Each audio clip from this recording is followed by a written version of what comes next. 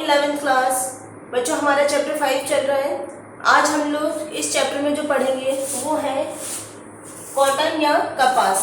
Cotton जो है बच्चों, अगर हम लोग देखें अपने आसपास में या आप जहाँ बैठे हो वहाँ देखो, सबसे ज़्यादा हमारे आसपास में हम लोग कॉटन के जो वस्त्र हैं उनका प्रयोग ज़्यादा करते हैं, क्योंकि कॉटन हमारे लिए सबसे ज़्यादा सुविधाजनक और बहुत अच्छा मतलब कपड़ा होता है। पर जो कॉटन का मीन से होता है कि इससे हम किसी भी प्रकार का मतलब घर में बाहर पहनने के कपड़ों का, किसी भी तरह के कपड़ों का निर्माण कर सकते हैं। तो कॉटन का जो प्लांट है सबसे पहले हमारे इंडिया में ग्रो हुआ था। मतलब कि भारत पहला ऐसा देश है जहाँ पर कपास उगाई गई थी और इसका उपयोग में लाया गया था। बच्चों कपास जो होता है, कभी आप लोगों ने देखा हो इसका पौधा, तो बच्चों इसका जो बीज होता है, इसका बीच में जो होता है उसके चारों तरफ काफ़ी सारे फाइबर होते हैं, रेशे होते हैं, तो उसी से हमारे को कपास मिलता है।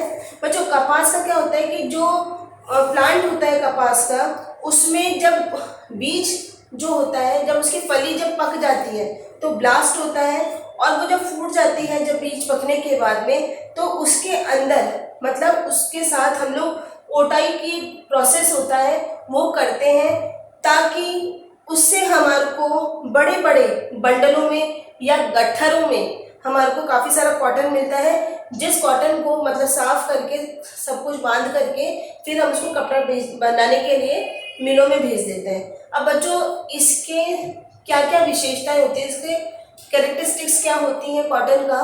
पहला है कपास का। बच्चों इसका जो ये सबसे बड़ी बात है कि एक नेचुरल फाइबर है, प्राकृतिक रेशा है जो हमारे को हमारे नेचर में मिलता है। दूसरा, इसमें ये सेलुलोज से बना होता है। बच्चों ये प्रकृति से प्राप्त हो रहा है, मतलब कि इसमें सेलुलोज होता है। हम लोगों ने 10th में आप लोगों ने पढ़ा होगा कि हम लोग जो सेल्स में पढ़ते थे, ठीक है, तो एनिमल सेल और अपने ये जो वनस्पति वाला जो होता है, ठीक है ना, उसमें सेलुलोज पाया जाता है। सेलुलोज का होता है और ये इसकी लंबाई ज़्यादा बड़ी नहीं होती है, क्योंकि नेचुरल फाइबर है, छोटे छोटे उनको रेशेस को मिला करके बनाते हैं, तो उसका जो धागे की लंबाई होती है जिसको हम लोग स्टेपल बोलते हैं, उनकी लंबाई ज़्यादा बड़ी नहीं होती, छोटे छोटे होते हैं। ये 1 से 5 सेंटीमीटर तक इनकी लंबाई होती है।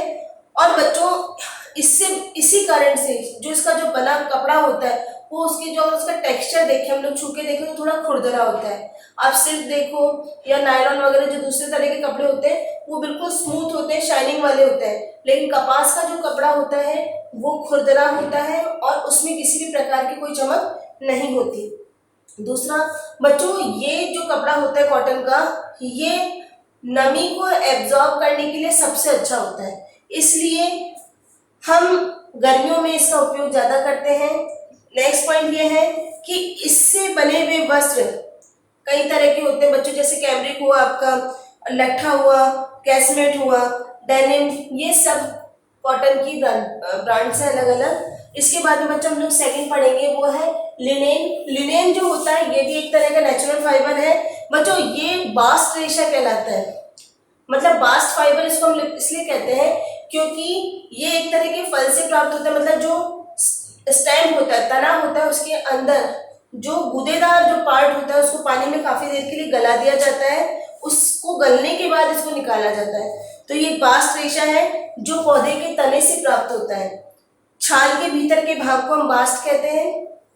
रेशे प्राप्त करने के लिए जो तना होता है, जो स्टेम होता है, उसको काफी टाइम के लिए पानी में गला देते हैं, जिससे कि वो सॉफ्ट हो जाता है। सॉफ्ट होने की जो प्रक्रिया होती है, जो प्रोसेस होता है, इसको हम लोग कहते हैं अपगलन, या इसको हम लोग कहेंगे रेटिंग कहते हैं। इसको रेटिंग के बाद में इसको आग से गर्म करके अलग अलग कर लिया जाता है फाइबर्स को, और उससे फिर हम लोग उसको मिलों में भेज देते हैं, इससे फिर कपड़ा बना लिया जाता है।